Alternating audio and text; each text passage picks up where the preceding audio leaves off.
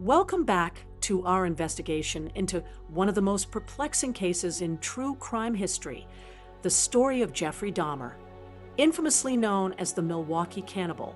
But what if we told you that the story you think you know might not be the whole truth? Today, we uncover more shocking contradictions that challenge everything the public has been told, focusing on the testimony of one critical figure in this case, Sopa Princewill, the building manager of the Oxford Apartments. What he revealed defies the logic and narrative that have surrounded this case for decades. The mainstream media has sensationalized Jeff Dahmer's alleged crimes with vivid imagery of the persistent stench coming from his apartment, a stench so strong it was supposedly proof of unimaginable horrors. But according to Sopa Princewill, the truth might not be so simple. Sopa Princewill was a pivotal figure in this narrative. He managed the Oxford Apartments starting in July 1990 and investigated complaints about odors multiple times. His firsthand testimony, however, raises serious questions. The first reported incident came in August 1990, when residents reported a foul smell in the building. All eyes turned to apartment 213, Jeff Dahmer's unit. Sopa, doing his due diligence, went to investigate. Jeff explained the odor as spoiled meat caused by a freezer malfunction. Sounds plausible, right? Listen as Sopa testifies, "I didn't notice any bad smell when I got into the apartment." Anything else about that contact? I believe he was very grateful that I put a lock for him. Did you have any contact with him in August of that year? Yes, in August of 1990, we had complaints from residents about the smell that's going through the building. Did you talk to Mr. Dahmer about that? Yes, I did. I called him to my office and discussed with him, and he told me that he was sorry that it happened, but his freezer broke, and he had about $150 worth of meat getting spoiled. When you talked with him, did he appear nervous or uncomfortable? Well, while we were speaking, he did not appear abnormal. He was quite normal. Did you then go up to his apartment to look in that freezer? Yes, I decided to verify that it was the freezer. And did you go up to his apartment then? That's right. What apartment number was that? It's the apartment number 213. And when you went into that apartment, did you notice a bad smell? I didn't notice any bad smell when I got into the apartment, but because he said it was his deep freezer that broke, he opened it for me, and then I took a look into it. And what did you see when you looked into it? I saw normal grocery kind of meat on like top. Like chicken? I believe it looked like steak. And was it wrapped in a store wrapper? That's right. Did he explain why he hadn't cleaned out this freezer when the meat went bad? Well, he complained about working too hard in the night and that he gets tired. Did you offer to do anything at that point? Yes, I was very concerned about the smell, and I offered to help him clean it. And did you do that? No. What happened? He told me not to worry about it. He will take care of it. And did he take care of that? I believe he did, because the smell actually subsided after that. In your building, does the management regularly bring in exterminators or pest control? Yes, we have regular spraying of apartments. So, upon entering Jeff's apartment, Sopa confirmed he found no bad odors. Instead, he saw store-wrapped steaks in Jeff's freezer, completely contrary to the idea of decomposing meat, or worse. Odd, isn't it? If horrific crimes had been taking place in Jeff's apartment at the time, wouldn't the odor have been overwhelming? Why the sudden disappearance of the smell? Fast forward to May 1991. A tenant visiting an apartment above Jeff's complained of a strong odor. Once again, suspicions pointed to apartment 213. Jeff claimed the odor came from dead fish in his tank. What's interesting is that, according to Sopa, there wasn't a significant smell in the unit until Jeff opened a plastic container in his closet, which released a strong chemical odor. At that very moment, remains of Curtis Strader, one of Jeff Dahmer's alleged victims, was reportedly in Jeff's closet. Yet Jeff had no problem inviting Sopa in to inspect the apartment and even allowing him to open the closet where Strader's remains were supposedly stored. Does this sound like someone hiding horrifying secrets? Sopa instructed Jeff to throw out the container, and he later saw Jeff disposing of it. Still, the mysterious smell reportedly lingered, but curiously, not enough to stop a new tenant from moving into the upstairs apartment shortly after. Watch as Sopa testifies. Mr. Dahmer about the odor problem in August of 1990. Did there come another time when you had to talk to Mr. Dahmer about this? Yes, I remember. When was that? This was late May of 1991. And how did you become that there was an odor problem? How did you find that out? How did you become aware of that?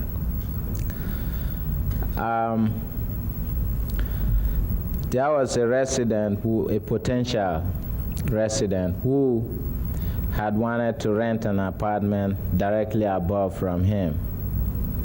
And I had gone to set up the apartment against the 1st of June, but I couldn't stay to set it up because of the odor. What did you do when you had problems just staying in that apartment? Well, I knew that the odor was coming from his apartment because we had already known that before, so I had to start looking for him. Was it similar to the odor you had noticed in August of 1990? Yes, it was similar, but it's much stronger. Did you ever find Mr. Dahmer at that time? Yes, I did, and I asked him, excuse me, I asked him what's the problem again, because I told him the lady moving upstairs, is not going to be able to do so because of the smell, and that he's messing up our business. When you confronted him, was he angry with you? No, he wasn't angry with me. Did he appear nervous or upset or anxious when you confronted him? No. How did he explain the odor? Well, he told me that it was his fish tank.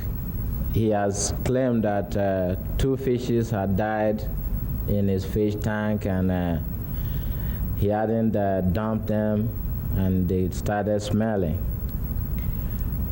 Did you go into his apartment at that time? Yes, I did. And did he show anything to you to suggest that it had anything to do with his fish tank? Well, I was curious what the smell was all about, and he said, it might be the plastic container that he had in his closet. It's about nearly 3 feet high, about 1.5 feet in diameter. Did you go and as look a lid. Okay. Did you go and look at that plastic container? Yeah, I was right in the apartment when he said that it might be the plastic container. So I moved nearer to see, and I said, "Where is it?" He opened it, and I looked in, and a very strong chemical smell hit me. So I had to move quickly backward and told him that must go. Was there anything in that container? There was nothing in the container, but it has very strong chemical odor that hit me. Did you ever see him throw out that container? Well, when I told him that must go, I left the apartment, and about 5 to 10 minutes later, he called me and showed it to me in the dumpster. And is that dumpster located outside of your apartment building? Yes, the dumpster is located in the back of the building. By July 1991, reports of odors increased again, prompting Sopa to issue Jeff a final warning. But during this time, Sopa also considered Jeff as a possible business partner for a real estate venture. Proof of the trust they had built. Odd behavior for someone supposedly committing gruesome crimes just meters away. In his testimony, Sopa reveals the truth. The smell wasn't coming from inside Jeff's apartment at all. It was outside. Here's where it gets interesting. Sopa, despite entering Jeff's apartment multiple times, also described him as one of the cleanest and neatest tenants. Watch as Sopa testifies. At some point, you had a discussion with Mr. Dahmer in a McDonald's restaurant located near your apartment building. Is that correct? That's right. When did that take place? I remember this would be around the first week of July. 1991? 1991, right. What did you and Mr. Dahmer talk about there? Well, I had wanted to talk to him to know if he could be a business partner of mine. And do you recall what that conversation was about? What sort of business were you in? Or are you in? Well, I'm a real estate broker, and I sometimes rehabilitate properties. At the time, I had one on hand, so I was looking for somebody who might be able to be a partner. And you thought that Jeffrey Dahmer would be an appropriate partner for you at that time? Well, I figured that I could talk to him to see whether he would be one.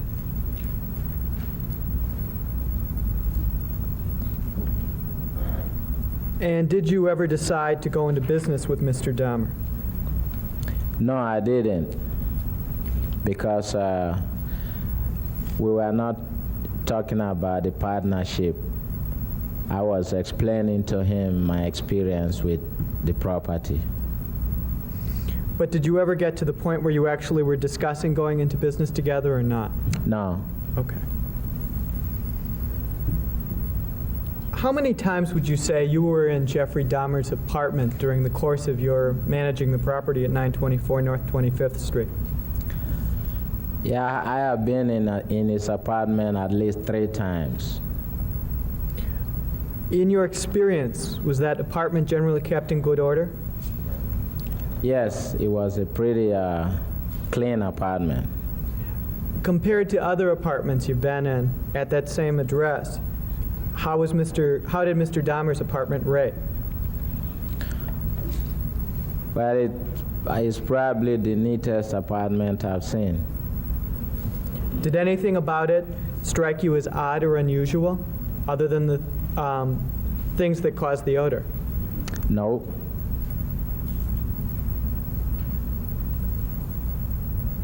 In all the times you spoke with him, did you ever believe he was having hallucinations? No, I quite understand him. Did you ever think he was hearing voices? No. Were you able to carry on a regular conversation with him? Yes, I did. Did he ever strike you as incoherent? No. Did he ever strike you as irrational? No. Did you ever think that he was out of touch with reality in any way? No.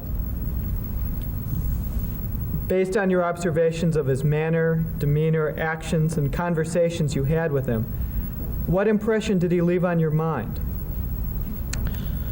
I thought he was a nice guy at the time. In fact, you were willing to ask him to be your business partner, is that correct? That's right. No further questions. Cross-examination. Mr. Princewill, there is a lot of things as far as dates are concerned, of times that you were in the apartment. I'd like to go through those with you if I could, starting with August of '90. You indicated that at that time that was the first time that you were in his apartment, or the first time that you smelled anything? It was the first time that residents complained about the smell.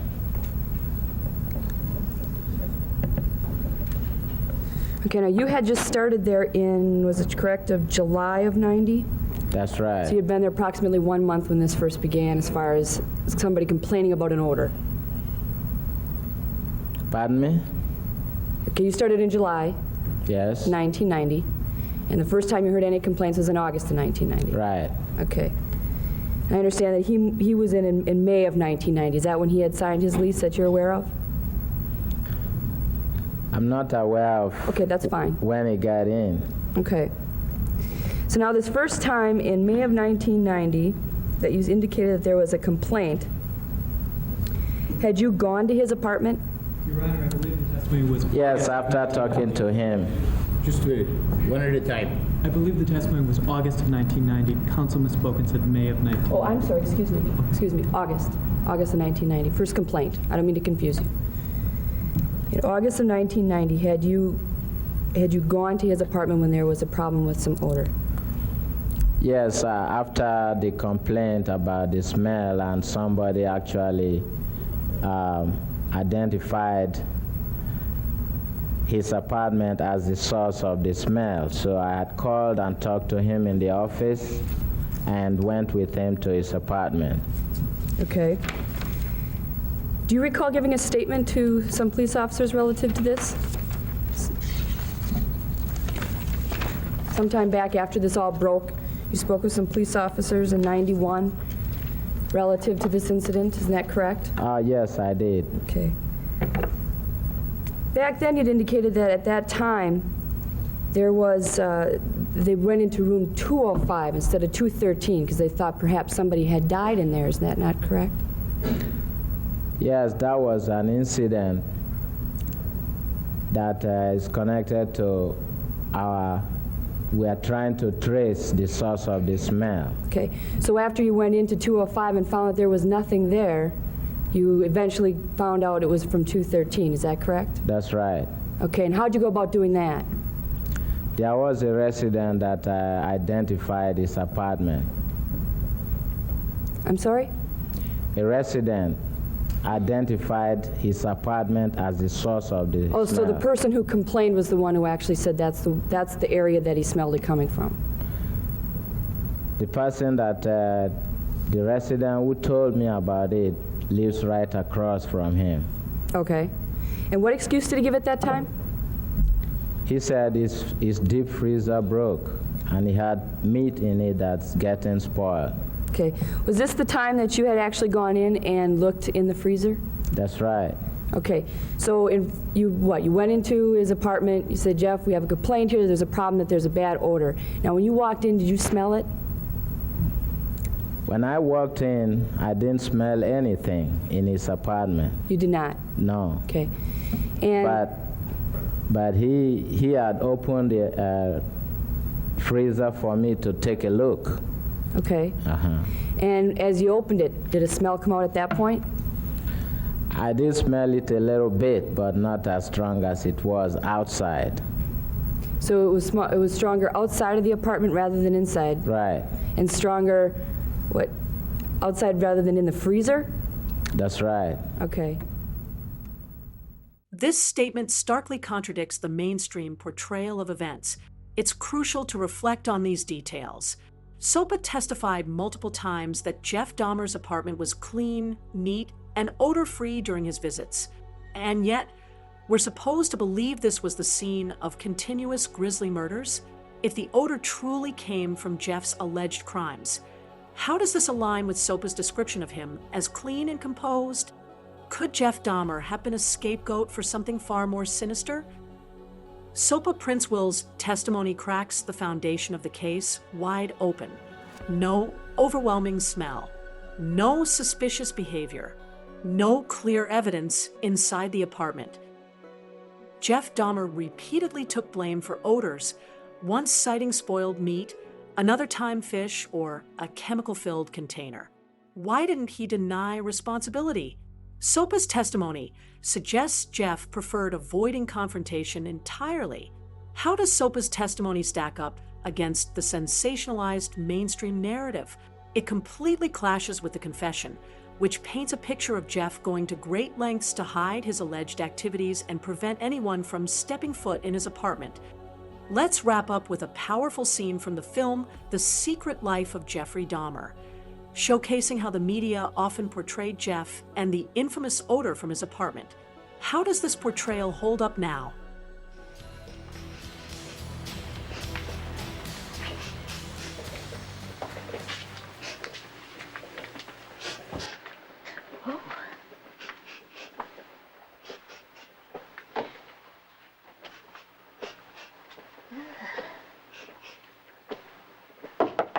Hello? Anybody home? Hello in there, this is your neighbor.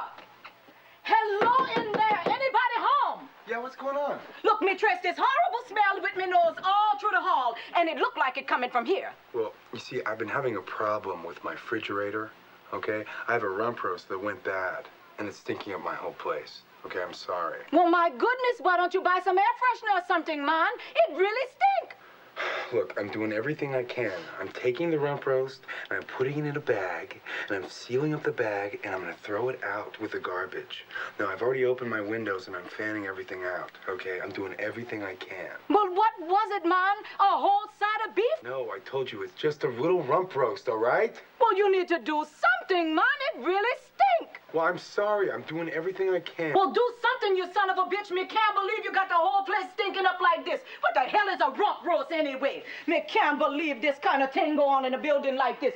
Stink up the whole damn place. Me just don't believe it.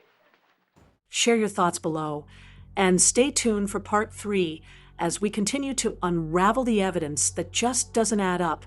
Don't forget to like, subscribe, and hit the notification bell to join us on this incredible investigation as we reveal the truth about Jeff Dahmer.